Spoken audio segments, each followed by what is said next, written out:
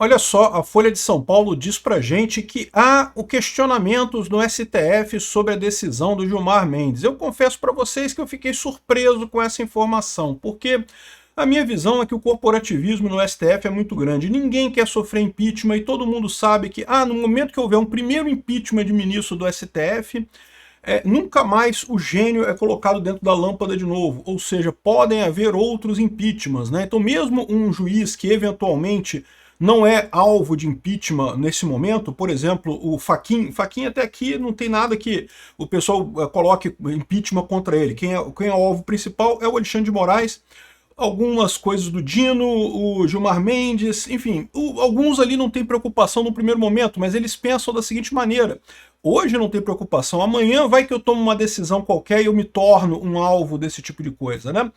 Então, os ministros do STF têm essa preocupação. Eu achei que ia passar fácil a decisão do Gilmar Mendes, mas aparentemente não. Segundo diz a Folha de São Paulo, pelo menos 4 ministros estão desconfortáveis com a medida e outros também reclamaram da forma como ela foi tomada. Vamos entender esse caso aqui, porque o que está dizendo aqui em última análise é que há o risco dessa medida não passar no plenário do STF. É lógico, isso nunca vai acontecer. Porque eles conversam entre eles lá dentro, né? É lógico que aquela ideia de que eles só vão tomar a decisão no momento que eles sentam lá nas cadeirinhas, que o capinha vai lá e bota a cadeira, e aí ali que eles começam a discutir o assunto, isso é falso, né? E se eles chegarem à conclusão de que não gostaram da parada, de que não vão aprovar a lei, evidentemente que outras medidas serão tomadas para resolver isso antes do assunto em si, né? E, então, assim, existe o risco de terem que alterar isso daí. Parece que tem gente insatisfeita com isso por 2 motivos. Primeiro, pela forma como Gilmar Mendes tomou a decisão. E segundo, porque acabou respingando o caso da blindagem do STF, né? Mas não deixa de ser curioso também como é que houve uma mudança de posicionamento da própria imprensa brasileira. Você viu mais cedo, hoje eu falei sobre o caso do Toffoli no voo lá do Peru e não sei o que lá. Que estranho isso, a imprensa que estava tão amiga dos ministros do STF, de repente começou a criticar e coisa e tal. E o motivo é aquilo que eu falei para vocês, esse pessoal todo sabe que houve exageros, que houve excesso do STF. Mas até aqui estava todo mundo assim, não, mas tem que prender Bolsonaro. Não, vale a pena para prender Bolsonaro, vale a pena. Agora que já prendeu Bolsonaro, meio que, né, e aí, vai continuar desse jeito, né? Então, ou seja, começou a criar esse ponto de discórdia. Vamos entender o ponto aqui. Eu sou Peter Turguniev, esse canal é o Ancapso e essas notícias foram sugeridas por Zandor, Vaginol 50mg e várias outras pessoas. Obrigado aí o pessoal que sugeriu notícias lá no nosso site, no visãolibertaria.com. E obrigado a você que está assistindo o nosso vídeo. Se você gosta do nosso conteúdo, por favor, deixe o seu like e se inscreva aqui no canal, né? Então tá aqui, ó, nos traz a informação, a Ana Pompeu, que é repórter da Folha de São Paulo, traz a informação de que o STF tem ministros divididos com relação ao impeachment. Me surpreende, me surpreende. Eu achei que não ia ter divisão nenhuma, achei que ia ser unânime, com todo mundo apoiando. O pessoal pode até não gostar, pode até achar que o Gilmar Mendes fez errado, mas ninguém gosta de impeachment. O impeachment é ruim, cara. Ninguém quer ser processado, não. Então tá aqui, ó. O STF tem seus integrantes divididos e parte deles ainda sem posição definida sobre manter a decisão do decano Gilmar Mendes, que blindou a corte ao restringir a propositura de impeachment contra ministros, né? A decisão vai à votação no plenário virtual na próxima sexta-feira, dia 12, né? Então não vai ser no plenário físico, como eu falei, com a capinha ali, com os ministros ali sentadinhos, não vai ser pelo plenário virtual, mas da mesmo jeito. Eles não vão deixar um assunto desse perder no plenário virtual, né? Eles vão acordar alguma coisa antes, né? Há uma avaliação no tribunal que o caso pode expor publicamente uma divisão interna, uma quebra da imagem de coesão que a corte buscou cultivar na gestão de Jair Bolsonaro e na resposta ao 8 de janeiro e na ação que levou... Ou seja, quando era para punir Bolsonaro, tem que estar todo mundo junto, ninguém solta a mão de ninguém. Não podemos admitir o Bolsonaro na política, porque senão ele ganha a política. E aí como é que a gente vai fazer? Não pode. É inconstitucional o Bolsonaro ganhar a política, não pode ganhar a eleição o Bolsonaro, né? Então, enquanto estava todo mundo querendo sacanear o Bolsonaro politicamente, estava todo mundo juntinho. Aí agora que o Bolsonaro já está preso, meio que, né, não tem mais o que fazer, né? Aliás, parece que o Gonê agora está ameaçando denunciar o Bolsonaro também no caso das joias, né? Eu torço que faça isso, sabe por quê? Porque eu acho que vai ficar mais evidente ainda a perseguição ao Bolsonaro no final das contas. Quanto mais eles fizerem isso para espizinhar o Bolsonaro, só vai deixar mais evidente a perseguição absoluta. Uma vez que o caso das joias, vocês sabem, o próprio TCU já chegou à conclusão de que não houve crime 2001, que as joias eram do Bolsonaro mesmo, de acordo com a lei atual. Você pode discordar da lei, é verdade, é direito seu discordar da lei, mas a lei atual diz que itens personalíssimos, coisas que você usa, como joias, canetas, relógios e coisa e tal, são do presidente, não são da presidência da República, né? Então o Bolsonaro poderia ter vendido tudo, não tem nada errado. Se ele quisesse vender tudo, ele poderia ter vendido tudo mesmo, era dele mesmo, para fazer o que quisesse. Lembra que ele devolveu tudo quando foi questionado pelo TCU, mas o fato é que agora eles estão querendo denunciar ele por isso do mesmo jeito. É a lei que só vale pro Bolsonaro, né? O Lula tirou um monte de coisa, tirou containers inteiros de presentes da presidência da República, e agora vai levar de novo um monte de container quando sair da presidência da República, mas pro Bolsonaro não pode, pro Bolsonaro a lei é outra, né? Enfim, mas voltando aqui pro caso do impeachment, né? Então, muito estranho esse negócio da lei do impeachment, da decisão do Gilmar Mendes. Eu falei lá no vídeo mais cedo hoje que muito estranho o momento que ele tomou essa decisão, porque ele não precisava ter tomado essa decisão agora. Só tem duas alternativas para isso: ou ele tomou essa decisão agora por motivo político, para tentar tirar dos bolsonaristas a ideia de que não, vamos eleger um Senado e aí a gente consegue com esse Senado derrubar ministro do STF, coisa e tal. E aí agora já vai entrar o ciclo eleitoral ano que vem, sabendo que é impossível impeachment de ministro do STF, e com isso eles acham que vai diminuir o ímpeto dos bolsonaristas na urna e coisa e tal. E eu acho que não, né? Porque, como eu já expliquei para vocês, a saída é muito simples. É o Senado ir lá decidir fazer o impeachment e pronto, e foda-se essa decisão do STF, porque a competência de impeachment de ministro do STF, determinada pela Constituição, é do Senado, não é do STF. Então, simplesmente, o Senado não reconhece essa decisão do Gilmar Mendes e faz o impeachment do mesmo jeito, então não tem nada a ver. Só precisa ter gente com culhão para fazer isso lá no Senado, né? Mas enfim, o Gilmar já havia dito à imprensa que se posicionaria na ação que trata da lei do impeachment esse ano. Por quê? Aqui, ó, mais uma dica de que o motivo era esse, era o motivo político, né? Como eu falei para vocês, esses dois motivos, podia ser um motivo político ou pode ser um motivo de que tem alguma merda muito grande para acontecer aí. E talvez pode ser as duas coisas também, né? Pode ser que ele já estava planejando pelo motivo político para, né, tentar roubar esse ponto dos bolsonaristas, não vai conseguir, mas ele esperava roubar esse ponto dos bolsonaristas. E outro motivo é se tem alguma merda muito grande que vai fazer até o Congresso atual, até o Senado atual, fazer impeachment de ministro do STF.